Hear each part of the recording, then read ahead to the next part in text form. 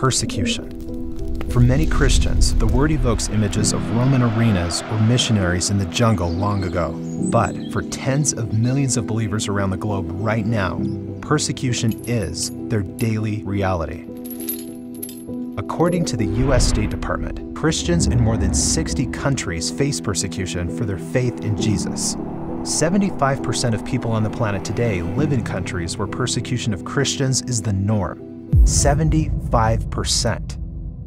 In fact, Christians are the most persecuted religious group in the world, and there's more persecution of Christians today than at any point in human history. But you might ask, what does modern persecution even look like? Is it really that bad? Persecution generally doesn't start with beheadings and massacres. It starts in subtle ways, with alienation and discrimination. And when the world is silent, suffering prevails. Christians around the world today face constant threats that they and their children will be abducted, tortured, raped, and beheaded. The persecution of Christians has gone viral. In Libya, the beheading of 21 believers is captured on video and broadcast to the world. In Iraq and Syria, more than 2 million Christians are driven from their ancient homes. Christian communities that endured for 2 millennia have been wiped from the map in 2 years. In China, some churches are ordered to remove their crosses, and congregations are forced underground. In North Korea, Christians languish in brutal forced labor camps with no hope of rescue. These are real things happening to real people. People like Miriam, an African believer condemned to death for following Jesus. Thrown in prison while 8 months pregnant, Miriam was forced to give birth to her daughter while chained to the floor. But her story didn't end there.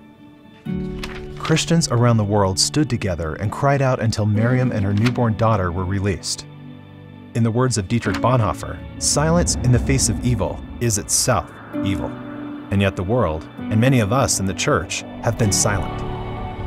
As Miriam's story shows, when we stand with the persecuted, we can make a difference. We cannot be silent any longer. When one member of the body suffers, everyone suffers. So we stand with Miriam. We stand with all Miriams.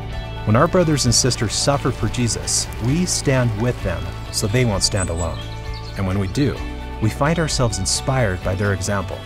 For nearly all of them face forced conversion or death. They choose death. They choose Jesus.